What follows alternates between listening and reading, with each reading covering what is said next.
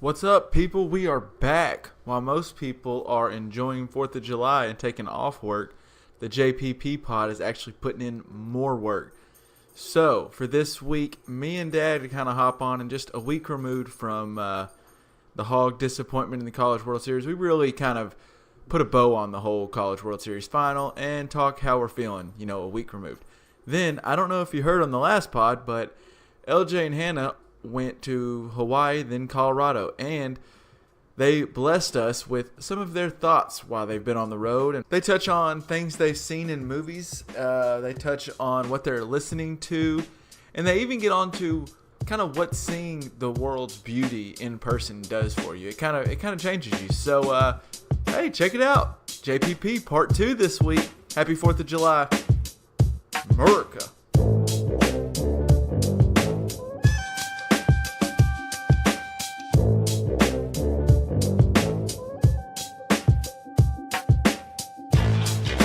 I wish I would have mentioned it earlier. I think there's a lot of Hog fans now, and I'll take this out, but I think Hog fans seem like they're disappointed in how the season went. And I get the disappointment, but that was a fantastic season. I think we just watched the best Arkansas baseball team we've ever seen. Yeah. And they're really good. And if you would have told me at the beginning of the year we'll be in the World Series, that'd be pretty awesome. I mean, it was fun. I thoroughly enjoyed watching those 3 games, even though we lost. All right. And yeah. Well, I'm going to tell you these notes I have real quick, and I don't know if we can throw it in, but how do I feel about the Razorbacks losing the College World Series? I feel frustrated because we had it won. Right. We catch that fly out, that can of corn. You know what they call it, a can of corn? No, why do they call it? I've never heard that. Okay, a can of corn back in the days, apparently, of the Depression. People didn't have a lot of food, but they had corn. And so you would get corn and you would stack it really high up on the high shelf. And what you'd have to do typically is get something and kind of tip it off and then catch the can of corn. So Tammy and I are playing golf the other day, and Dr. Big Head Doug says something about I hit a ball. You know how you hit a ball sometimes on the tee box? He goes, just sky high. And he goes, can of corn. We're like, what the hell are you talking about? He goes, no, man, it's a baseball term, can of corn, just a real routine pop fly. And we're like, you're making that crap up. So we asked Scott Flanagan, and Scott Flanagan goes, dude, yeah, it's just a regular routine pop fly, can of corn. So anyway. I think I've heard it, but I never had any idea why. It's one of those sayings you repeat it, but you don't know it. Well, now on the golf course all the time, I can't wait to say can of corn. Anyway, all right, back to what the race. So I'm frustrated because we had it won, but we didn't catch the can of corn. I feel proud They were in it to begin with. I feel proud how our team represented the university. I thought the kids, they acted good. I don't remember any bad sportsmanship. I thought they represented my university well. I felt very proud about how Coach Van Horn represented the university. I just like him. I loved him after the game. What he had said, it was. I just love Dave Van Horn. I'm going to go ahead and brag. Well, my next point was I want to brag about the fact that I know him personally, and I will given the opportunity. So I know Dave Van Horn. He's a good guy. Is he as good a guy as he seems? Yes, I would say that he is. He seems like a genuine good guy. Your mom and his wife were roommates at the University of Arkansas. And that's how we got to know them pretty well. I think that mom and they still exchange Christmas cards every year. They still talk. Yeah, and I think I know Karen. They're good people, so I was very proud of that. I feel like it is tough to be an Arkansas Razorback fan. I feel sure many people feel that way about their alma mater, but damn, it can be tough to be a Razorback fan. And finally, I alluded to it earlier. I know for a fact that I care more about UA athletic teams than I do any other athletic team ever on this planet. I love the Cowboys. I'm a Mavericks fan. I kind of like the Astros and was rooting for them in the World Series, blah, blah, blah. Arkansas Razorbacks women's softball, and that's no diss to them. I'm just saying I'm rooting for them. I'm just whatever the University of Arkansas is playing, I am 100% all in, period. So I wanted to bring up one, as you alluded to, but I think the program is in amazing hands, and Van Horn's been good since he's been there, but especially it was funny, this senior class with Shaddy in them, They went their rookie or their freshman year. They went. I forget what it was. They were under 500, and it wasn't a very good year. And a lot of people were like, "Oh my gosh, Arkansas baseball is terrible again. This is a disgrace of the athletic program. It might be Van Horn's time to go." And then since then, this group has gotten better and better in each year. They got to the regionals last year, and then they advanced past that. Obviously, got to the World Series this year. This team is really good, and there's some really good young players. And I think Van Horn's a great coach. If you're looking forward, I think you're in really good hands. There's a lot of programs that would love to have what Arkansas has built at their program, what Van Horn's built. And I want to say this. They ran into, what was the guy's name? Kevin Abel? Well, and I want to get to that. Kevin Abel was, oh my gosh. He was amazing. So he pitched game 2, he came in and pitched like an inning or 23 pitches, I think, on 2. Right. Yeah. And was good.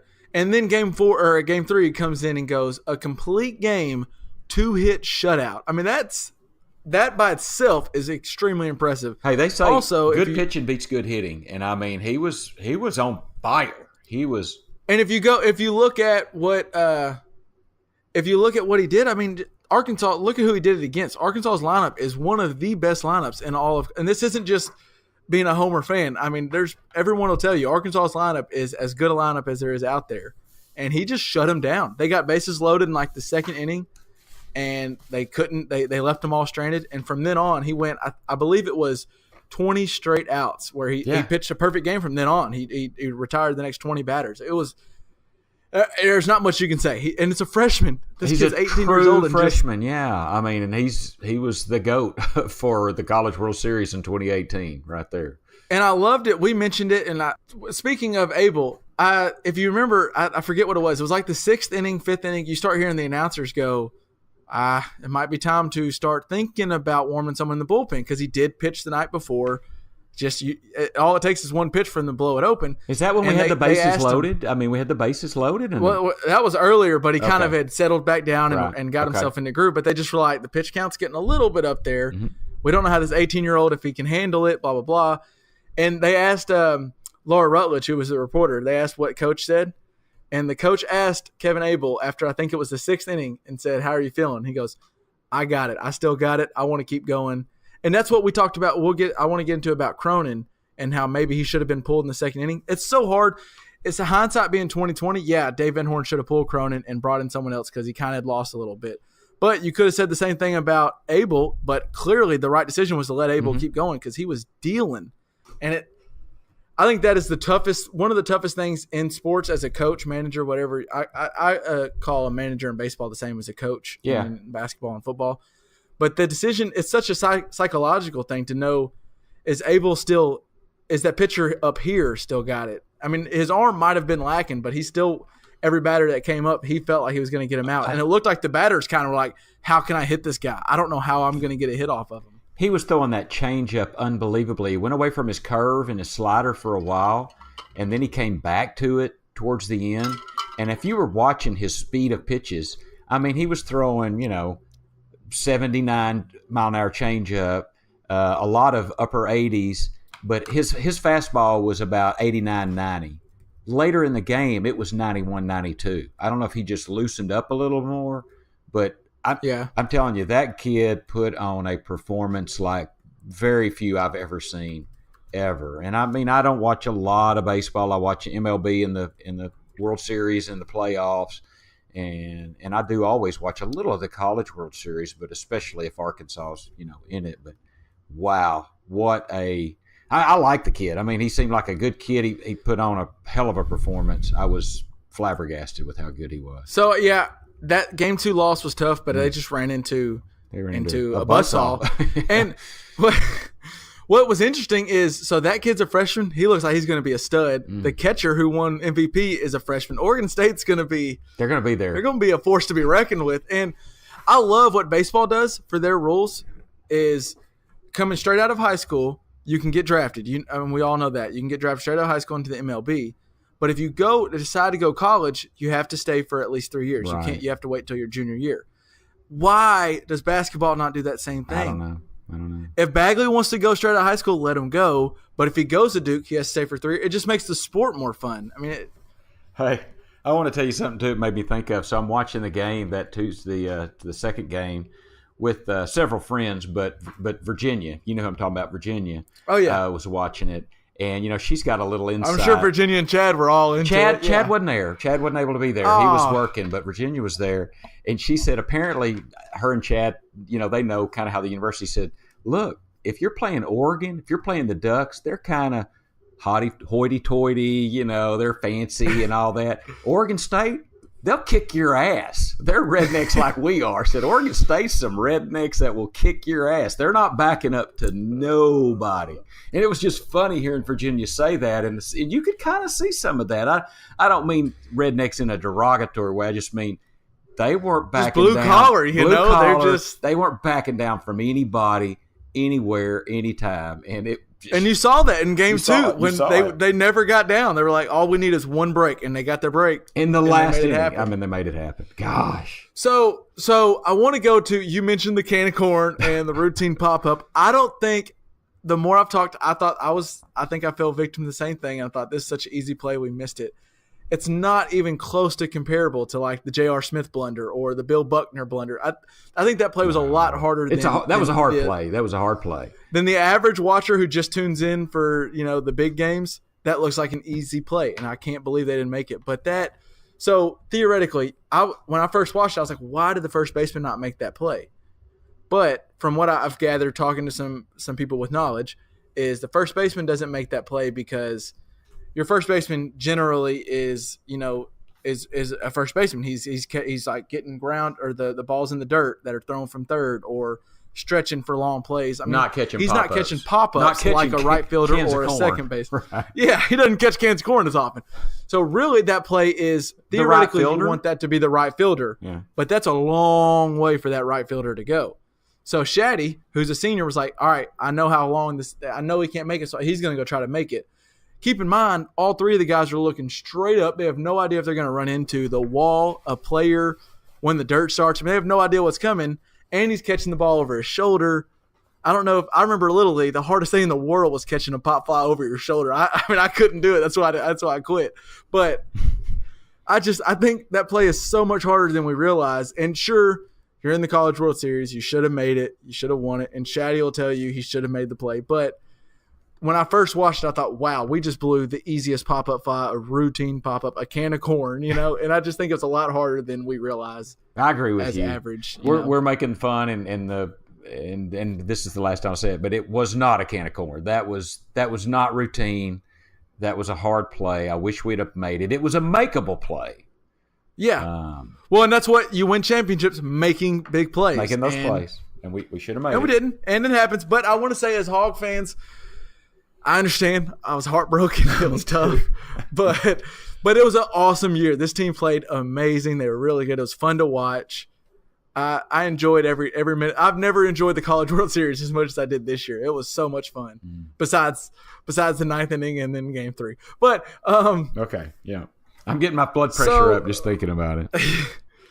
Real quick, I wanted to ask your opinion. Is it harder in a team sport to have a blunder like that? To have where you really just screwed the pooch and you lost game 2 and now you got to bounce back the next day for game 3. Is it harder in a team sport or is it harder in like a game like golf where maybe say Phil Mickelson went into day 3 of the tournament on fire, was up 10 shots and just blew the lead and sucked? Is it harder to bounce back for a golfer in an individual sport or a baseball, basketball, football guy in a team sport? I will tell you my gut instinct on that is it's easier to bounce back in a team sport. And the reason for that is I don't want to let my teammates down again. So right. But you're also thinking about letting your teammates down now. Well, I understand that, but I'm just saying you got to gut it up and because in a team sport, I mean, if you're playing golf, if you suck sometimes you just, and believe you me, I know this for a fact. You know what it's like. I know what it's like to suck at golf, and sometimes you just can't get out of it, and it's just like blankety blank, I'm done. I'm just done.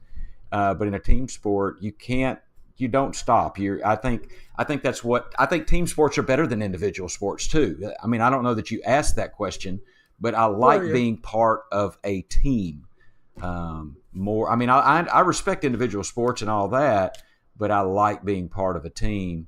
And my gut instinct is that it's easier to overcome a blunder like that in a team sport because you don't want to let your teammates down. Period. Or again, my answer. Well, and I agree with you. At first thought, I thought, you have your teammates to pick you up. You have the thought of, I'm not going to let my guys down again. But I think part of it is more so the biggest thing you have to do, like for the Razorbacks to go into game 3 when they needed that win, you got to forget that you screwed up game 2. You just got to, the next play, it happened. It's over. Let's go on. But it's so hard in the back of your mind, like you said, I don't want to let my teammates down. I think you're thinking that all game. If you're Shaddy or if you're anyone else, like, I'm not going to be the guy to let him down again. I'm not going to do this again. So I think it affects that throughout the game. You're still kind of thinking about, I don't want to be the guy to do that again. So you're thinking about that play you screwed up. If you're a golfer, if you're Tiger Woods, you done screwed up. All you did was screw up yourself. So now it's on you. It ain't on the third baseman or the right fielder or the pitcher. It's on you. Right. And I think it's easier maybe to bounce back, but also it's so easy in an individual sport to get trapped in your own head. Mm-hmm. And that's why golf is such a tough game. Yep. Because I've never hit great, but I've had days where I've hit better. And as soon as you start hitting kind of bad, you're just thinking about how bad you're hitting and you can't get out of your own way and you're tripping over yourself. So it's an interesting thought process to me because I don't know which one's harder. I think it's actually the fact that you have teammates to pick you up helps you in a team sport, mm-hmm. but the fact that you're constantly worrying about letting your teammates down makes it tough. It puts more responsibility on you. And to me, I don't know. I hear you. And I was just telling you my first inclination. But yeah, I hear what you're saying. I still stick with my position on it. Boy, right. We're talking a lot about corn in this thing. Yeah, the most references to corn we've ever had, Did you go to corn? Do you remember going to the Corn Palace? Was that in? I do remember. Was that in Lincoln, Nebraska, maybe? Or was that on our trip to North Dakota? Yes, we'll have to look that up. I remember the damn Corn Palace. It's a whole damn palace made out of corn. It's for real. This is the Corn Podcast. Golly. Yeah, I know the name of this one already. Okay, next. This is the Just Press Play pod presented by Green Giant Corn. Isn't that who makes the can of corn? Yeah, what is it, Del Monte or the Green Giant? Del Monte, that's what, yeah. Anyway, okay. We got off into it. Do you remember that? Is that too old? Do you remember that? Green Let me mark down.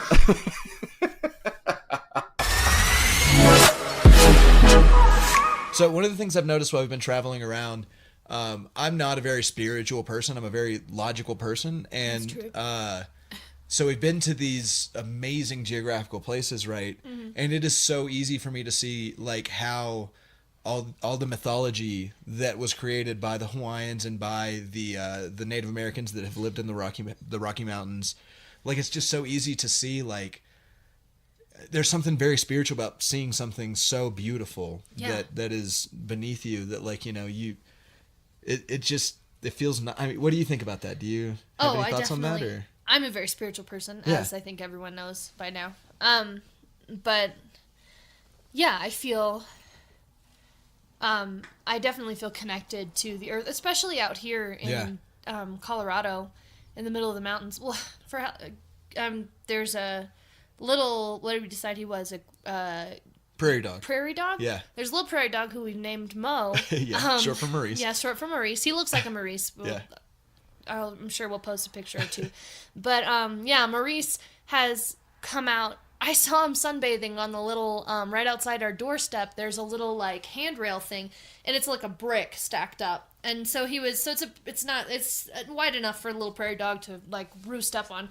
And he was sitting there like he was on a surfboard, just chilling out with his hands up and toward his back and his feet perched, and he was just, like, chilling and sunbathing. Yeah. And I watched him for a long time, but I felt, like, super connected. And then he looked up at me and then kind of blinked his eyes a little bit and made sure that he looked at me and, like, winked or narrowed his eyes a little, like, are you going to open the door?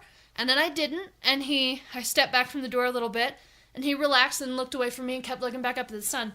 But I feel like, I don't know, we shared a special moment there of just the earth is beautiful, and he had, I sound like a dork, but I am, but I mean, I don't know, even just little things like that. And you're talking about the actual like. Well, no, I'm totally with you because it's like that. But I definitely felt it with Mo down there. I'm not talking about anything in particular. I'm talking about how when I'm back home in Chicago, I feel like humanity is this beautiful, deadly thing that like is all important, and like the most important thing is like the now. What's going on the news, and like.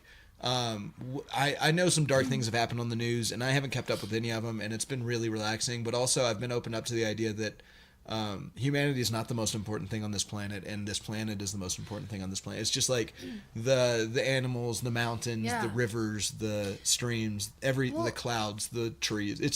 It's all connected, and it's like the history too. Yeah. I feel like in our trip, I felt so much history. Yeah. Where we've gone, and I know they like highlight it in places, especially like Kauai or right. But or like even like that that here. temple that we saw. It's just like we looked at a temple that had been built by hand hundreds and hundreds of years ago. It was old. Maybe even 1,000 years ago. I'm not sure. I think it was like before. Yeah, it was old. It was before settlers came. So, but it was, people brought rocks up a mountain to build this temple. And we're talking like mountain. Like from the ocean to up a mountain, which was like thousands of feet 3,000 feet up in the air. Yeah, 3,000 feet. 3,600, I think, was the elevation. Something like that. And it's just... It's beautiful. It's spiritual. It's the history of the people that have walked there and touched those stones were with it, and we couldn't even take pictures because we were so like connected to what the history of it and the spirituality of it, and just the I don't know, the love that was around it. Yeah. And I don't know. We didn't take any pictures, but we walked around the whole thing several times, and I couldn't touch any of the rocks. I really wanted to, but that wasn't my, just because it was so spiritual and so huge and like such a big thing, but it wasn't my history to share. So I didn't touch the rock, but I really wanted to. Like I felt so like drawn to. It's just interesting all of that. What a trip like this will do to take the coldness out of you, you know? Yeah. It really warms you up to a lot. And this has been really great. Also, not planning a wedding anymore. Yeah. Done with all of our work. We just have we have summer work coming up, but it's like our big things for the year are done. Yeah. And my eyebrows have relaxed a bit. Yeah, there's a lot of things in there that have released the stress and let us be more positive and connected. But I definitely think just being out here, just me and you, helps us to connect spiritually too, because we're a lot more open. Yeah. Together. Anyway, yeah, it's beautiful. The world is just a wonderful, happy, gorgeous place, and like spiritual, and yeah, I love it. So we've been watching a lot of movies on the plane, right? Yes. And one of the movies I was watching was Jumanji, which I will say still holds up. That is such a good movie still. It's a really good movie. And I still haven't seen the second one, but the first one is just all around. Even the first 30 minutes where it's a totally different movie about a kid in the 50s, it's still engaging. It's interesting. But what I wanted to talk about was something stood out to me in it that like I feel like maybe was kind of harmful for our generation, and it seems to pop up a lot in movies and TV shows. What I noticed was the sister makes up lies all the time, and her brother said, "You need to stop, or else they're going to send you to a shrink." And I just feel like, to me, that stigmatizes going and talking to somebody. You know, it stigmatizes mental taking health. Care of your mental health, and makes it to where, you know, it's a bad thing. You're a crazy person for even, talking to a shrink. And it's just like, I don't know. What do you think about that? Well, I mean, and I think we've talked about this before. I hate the stigma related to it because there's so many shows and movies. Most horror movies are based off of people in asylums or mental illnesses causing people to go crazy, which is valid, and but also just going and talking to a shrink is like even we watched an episode of Friends recently that like Ross was being told he needed to talk to a shrink, and he like got so offended that he went really off the handle, protested, and he blew up at his guy or at his boss or whatever. Ross is the worst character in all of Friends and maybe all of television. But it's not writing, no, that's not, but just the writing itself, like the writers were like, this is something that most people would get upset about, and and I don't know, and there's an American Horror Story season called Asylum based off of that in general, just based off of people getting sent there, and the whole premise is, sorry for spoilers, but the premise is she's told she's crazy, the main character, and gets sent to this asylum, and she's trying to prove that she's not crazy. But I think we're stuck on this whole, like, 100 to 200 years ago where they did, like, all this electroshock therapy, and people were, like, even for just having a period, women were sent away and called, you know, hysterical and sent away, and they tried to change people with any type of personality. The word is wrong, but abnormality or defect, even though all those things are perfectly normal and there's nothing wrong with it. But if you weren't, like, the nicest person in the town, you would get sentenced to, you know, this asylum, and they'd want to change you. And I mean, I don't know how realistic that all was, but that's what our media has kind of trained us to believe, that that's the way it used to be. But I think, and now we're, like, trying to double back on that, I think, and backpedal so hard, because it's like, this is important, and we're trying to destigmatize it. Sorry if I'm talking too long, but... No, you're great. But we're just trying to delete that and look at it with a clean slate and an empty mind, because this is like, because mental health is something that's so important. It's the most important thing, I think. And it's kind of, it's a really dangerous place for society when you won't do any preventative care because you're afraid that it's going to reveal the worst. You know, like, for example, you don't go to the dentist because you know it's going to mean a root canal. So then you don't go to the dentist for years, and then it actually does turn into a root canal. Or then you have to have 5 or whatever. Or you've got a problem and you won't go to the doctor because you're afraid they're going to find out you have a brain tumor or something. Exactly. And then you let something get out of hand. And the same thing happens with mental health. Maybe even more so, because anxiety builds so hard anxiety. Yeah, exactly. And so, you know, if we could find a way to destigmatize the idea of, like, there's nothing wrong with seeing a doctor of any type. It's all good. Well, we're getting better. Trust that you know what you need and do it instead of thinking, but that might make me crazy. Well, yeah, and I mean, we're getting better. Every TV show, the new TV shows, especially Netflix originals that I watch, are really open-minded about therapy and, like, just saying this is a normal thing. Even like, they even set it up for people to get made fun of about it or whatever, and then just kill it and just say and show it in a good light. And I appreciate that, but I think we can still go further, and because there's no such thing as a normal brain. I mean, there is, but not, like, a normal way of thinking. Everybody has different beliefs. Everyone has different things. Everyone has different issues. There's no such thing as a, like, 100% carefree, baggage-free human. Yeah. And I think everybody needs different things to deal with that. And hell, I mean, if you don't have, like, I use you as my therapist all the time. Yeah. Even with, I mean, I believe in therapy. Therapy is great for a professional. I think if you need, professionals are awesome. Yeah. They're amazing, and they make you feel good about yourself, and everybody needs that. But even, like, talking to you, I get a lot of positivity, and I don't know. I think mental health is something that's, I went off on a weird tangent there, but mental health is something that people need to stop making such a big deal out of, but by also taking away some of the power it has, but by also giving it back. Yeah, for sure. Same way. For sure. Anyway. Green Giant. So, Hannah, we've been doing a lot of traveling together. Yes. And so, obviously, we've been listening to a lot of music and a lot of it together. Yeah. But I thought it'd be good to do it. What are we listening to kind of update the guys with what's new with us. And so, what have you been listening to this week? Well, hate to pull the Hawaii card out again, but in Kauai, there was this amazing radio station. Yes. KKCR 91.9. And it was the Kauai Community Radio Station. And they played the weirdest. We had it on all day because they just played every different, like, every time. Every hour block. Every 4 or 5 hours. Yeah. 3 or 4 hours, I guess. There were, like, completely different genres. I felt like we have changed stations, but we hadn't. So it was like. So, like, at the beginning of the day, we would get up in the morning because we were so far ahead in time. On mainland time, yeah. Yeah, we were on mainland time. So we would get up at, like, 4 or 5 in the morning.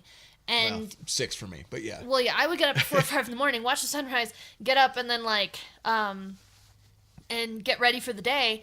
And then we'd leave our Airbnb, or our B&B by, like, 7:30 or 8 at the latest. 8:30, maybe, on when we slept in, it was 8:30. And we would go out, we get in the car and drive to the whatever we were going to go see that day.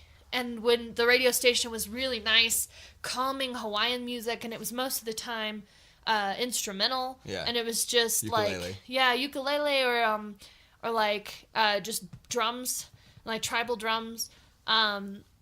And yeah, it was really, really relaxing. And then the afternoon would hit at around 1 or 2 o'clock, and there would be like pop music. Yeah. Like, but like stuff we hadn't heard yeah, before. stuff like, I'd never heard before. And it wasn't all Hawaiian stuff. Like, it was interesting. Well, some of it was Spanish, and like some of it was like German, and it was like a weird mix of pop music. Was this cool station that like anybody that wanted to could host a show on it for, you know, a couple hours a week or whatever. And so that just led to like this beautiful blend of everybody in Kauai's taste being represented. Like, I could imagine a lot of people listen to it for an hour on this day, but not any other time of the week, because it's, you know, just their taste. But also, it was cool listening to the talk radio, right? Like, that's... Oh, yeah. Well, I learned so much about Hawaiian politics specifically. Yeah. And about, like, there was this one woman on, and she was talking, she did this big, long, like, chant. And I think it was a Hawaiian song that they'd hula dance to. It was a hula song. But she read it / recited it. I think she knew it by heart because she seemed like she was attached to it. Yeah. But she recited this thing, and it was about how no one can take our land from us, and no one can take our love and our hearts and our family from us and our history from us.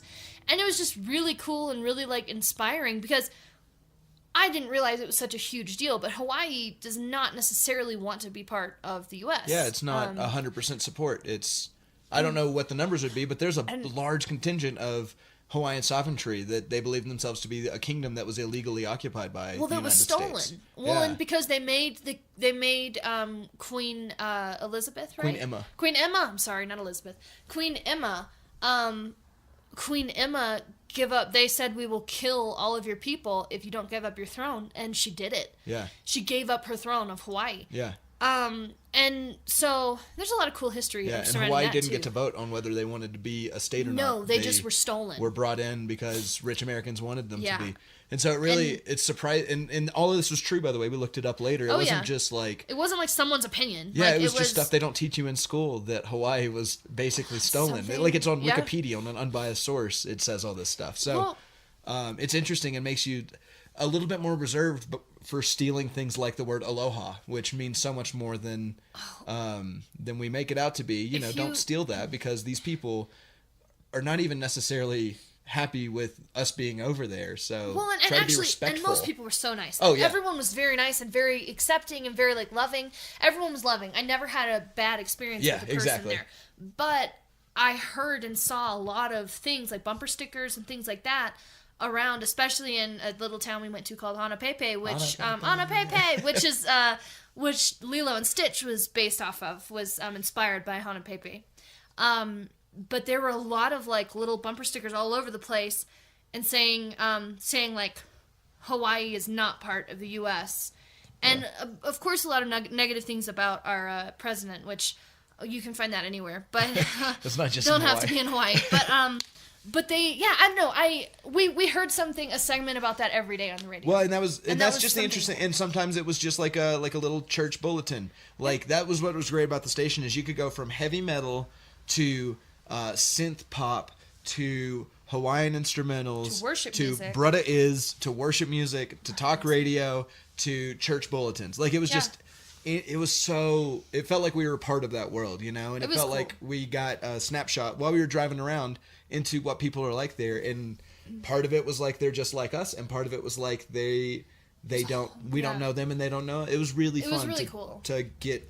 So I agree with you. That was definitely a huge... That was awesome. And I heard a lot of new things that I'd never heard of before. I can't name any off the top of my head. Most of them were long Hawaiian names. Yeah. But yeah, it was really, really cool. Yeah, great call on that. Yeah. What I was listening to, and you've been listening with me, so you can attest to that. It is really great. Mm-hmm. Philip Michael Scales is an artist that I heard about. There was a poster up at the coffee shop when we were getting ready for our wedding, and it was for his album called Sinner Songwriter. And I was like, okay, I gotta check that out. Which is really cool. So I listened to it, and I think, Hannah, you can agree with me if I'm right and disagree if I'm wrong, but it feels like like Delta Blues in Chicago 2018. So it's like an updated version of the Delta Blues, but with like this like, oh brother, where art thou choral feel. I get behind that. I'll vouch for that. I think it's gorgeous. It's really cool. There's that the Shame song is so powerful. Well, singer-songwriter definitely lives up to, he titled his album correctly. Yeah. Like, it's short though. It's really, it's like 5 songs. 5 songs. So I'm thinking I'll put all of it on my playlist. It was great though. He's really talented. Yeah. Yeah, it's very, very nice. And I guess we're going to do our own little sign off. Love you guys for doing the show without us, and to our audience, we'll be back home soon. And I guess that's it from Colorado. See you later. Bye. Peace.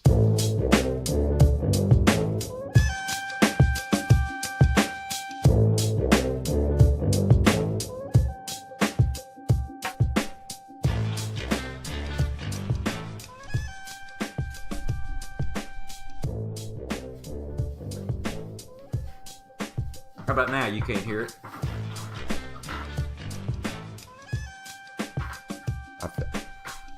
Yeah, I kind of wrapped it. So as long as you can't hear the airflow, yeah. All right.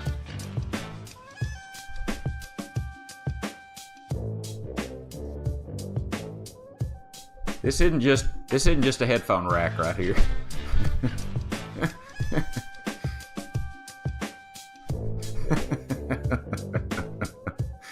Yeah, you'll have to see what comes up.